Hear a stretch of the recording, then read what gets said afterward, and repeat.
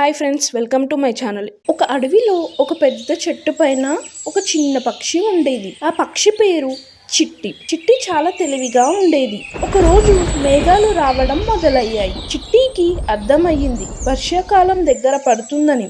ఆమె వెంటనే పని మొదలుపెట్టింది. పొదల దగ్గరికి వెళ్ళి చిన్న చిన్న కొమ్మలను, ఆకులను సేకరించింది. వాటితో బలంగా వెచ్చగా ఒక మంచి గూడు కట్టుకుంది. ఆ గూడు చాలా బాగుండేది.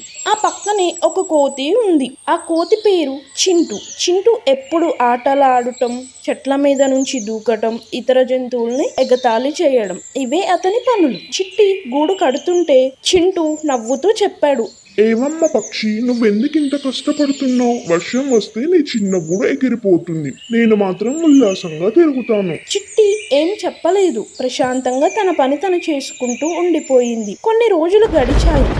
ఆకాశం నలుపు రంగులో మారింది. భారీగా మేఘాలు వచ్చాయి. చినుకులు మొదలయ్యాయి. అలా కొద్దిసేపట్లో పెద్ద వర్షం కురిసింది. పిడుగులు పడ్డాయి. గాలి బాగా వీచింది. చిట్టి తన గూటిలో బాగానే ఉంది.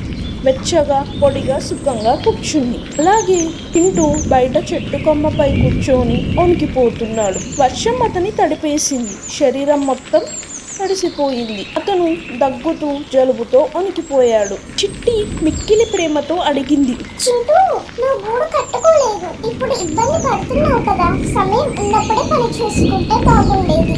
చింటూకి కోపం వచ్చింది. అతను ఊహించలేదు చిట్టి తనకి ఇలా చెప్తుందని. కోపంతో చింటూ చిట్టి మీద అరవసాగాడు. చిట్టి గూడును కిందకి విసిరేశాడు. చిట్టి చెప్పిన మాటలను బురదలో కలిపేశాడు. చిట్టి బాధతో కిందికి విసిరేసిన గూడు దగ్గరికి వెళ్ళింది. అక్కడ కూర్చొని బాధపడుతూ ఉంది. ఈ కథ నీతి: ఇతరుల పనిని చూసి నవ్వకూడదు. మనం మన పనిని ముందుగానే చేసుకోకపోతే చివర్లో ఇబ్బంది పడతాం మనమే. మీకు ఈ స్టోరీ కనుక నచ్చినట్లయితే ప్లీజ్ లైక్